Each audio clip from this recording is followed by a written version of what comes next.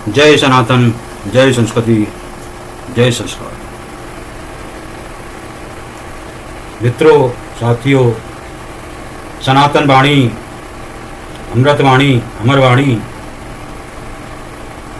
में आज हम सनातन के ही विषय में लेकर हर चर्चा कर रहे हैं। सनातन का अर्थ है जो सत्य है, जो शाश्वत है, जो आदिकाल से है, जो अनंत है, वही सनातन है। और प्रारंभ से ही ब्रह्मांड के मनुष्य के सामने ये चुनौती रही कि उसका जीवन क्रम किस प्रकार रहे, किस प्रकार का हो।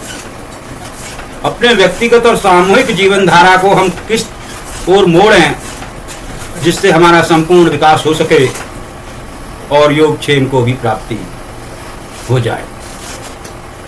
हमारे प्राचीन भारतीय ऋषि मनीषियों ने इसके लिए सदाचार, चरित्र, कर्म को आवश्यक माना है। जीवन से यदि सदाचार को निकाल दिया जाए तो मनुष्य और पशु के जीवन में भी किसी भी प्रकार का अंतर नहीं रह जाता। इसी अंतरता को बनाए रखने के लिए मनुष्य को शील, संयम आदि की आवश्यकता होती है, जो एक धर्म के अंग के रूप में स्वीकृत हैं और जिनके पालन की अपेक्षा सभी मनुष्यों से की जाती है। इसीलिए भारतीय संस्कृति के परिप्रेक्ष्य में धर्म और सदाचार को अलग नहीं किया जा सकता है, क्योंकि जब यह कहते हैं कि धर्मेण हीना पशु भी समाना, तो यहाँ पर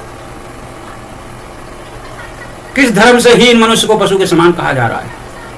निश्चित रूप से यह वही धर्म है जो सनातन धर्म है, जो सनातन संस्कृति है, जिसके रहित मनुष्य के लिए जीवन पशु के समान माना गया है।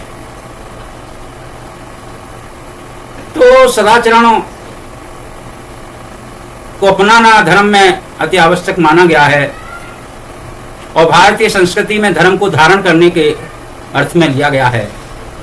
धारणा धर्म निहाम हत्या हो, यहाँ पर धारण करने का तात्पर्य प्रजा को धारण करने से है, अर्थात जिसके द्वारा समाज एवं मनुष्यत्व सुरक्षित रहे।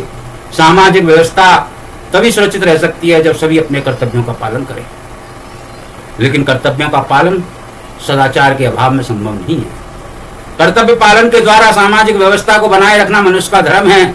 इस प्रकार धर्म एवं सदाचार एक दूसरे से अलग नहीं है, बल्कि सदाचार ही धर्म है और धर्म का तात्पर्य सदाचार से है। नैतिकता एवं सदाचार से ही सामाजिक व्यवस्था सही दिशा में कार्य कर सकती है। संपूर्ण विश्व या ब्रह्मांड को संतुलन अपनी आंतरिक शक्ति से चल रहा है, लेकिन समाज में संतुलन बनाए रखने के लिए मर्यादा और व्यवस्था स्थापित करनी पड़ती है। और मर्यादा और व्यवस्था स्थापित करने के लिए कभी कभी सनातन में अवतारों का अवतरण हुआ और शास्त्रों के साथ शस्त्र का भी प्रयोग हुआ। मनुष्य भी इस विश्वव्यापी संतुलन में अपने को बनाए रखने के लिए अपनी वासनाओं, भावनाओं, विचारों, प्रवृत्तियों और आवश्यकताओं का संतुलन करके अपने व्यक्तित्व को व्यवस्थित करता है। समाज के साथ वह अपने व्यवहार, आचार, व्यवहार, व्यापार आदि संपर्क और संबंधों को ठीक कर उसे संगठित करता है। अंधविश्वासों और दुराग्रहों को छोड़कर ज्ञान समन्वित कर्मपरक मान्यताओं के अनुसार कार्य करना ही धर्म कहलाता है। इनमें बाहरी अभिव्यक्ति, आचार, व्यवहार, कर्तव्य और पारस्परिक संबंध आते हैं, जिससे समाज का ढांचा बनता है। इस तरह का समाज पूरी तरह से धर्म पर आधारित होता है। धर्म का उद्देश्य समाज में संतुलन रखना है। यह संतुलन तभी रह सकता है जब मनुष्य सभी प्राणियों को ईश्वर की सृष्टि समझकर समानता का व्यवहार करे। ऋग्वैदिक आर्यों ने एक व्यवस्था की कल्पना की जिसे उन्होंने ऋत कहा।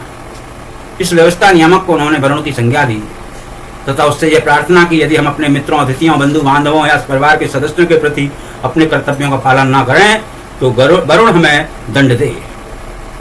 इसी ग्रंथ में धर्म का प्रयोग विश्व धारण करने के अर्थ से भी हुआ है।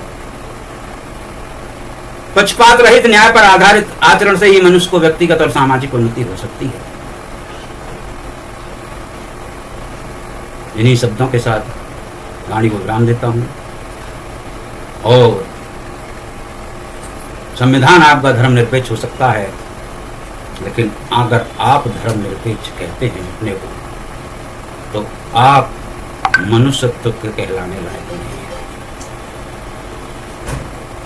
धर्म का मतलब कट्टरपंथ नहीं है। धर्म का मतलब है धारण करना। इन्हीं शब्दों के साथ वाणी को विराम देते हुए जय श्री राम, जय सनातन। राष्ट्रीय हिंदू वाहिनी अखिल भारत दरबार से जुड़े, सनातन वाणी से जुड़े, आवाज बने सनातन की, विश्व की, हिंदुत्व की, क्योंकि पूरे विश्व में जहां सनातन का डंका बजता था, आज सनातन सिमट कर बहुत कम क्षेत्र में रह गया है। उसके भूखंडों को आताताइयों ने कब्जा लिया और अपनी दुसंस्कृति का फैलाव किया। सनातन में प्रवेश जन्म से है। इन्हीं शब्दों के साथ जय श्री राम, जय सनातन, जय संस्कृति, जय संस्कार, जय जय श्री राम।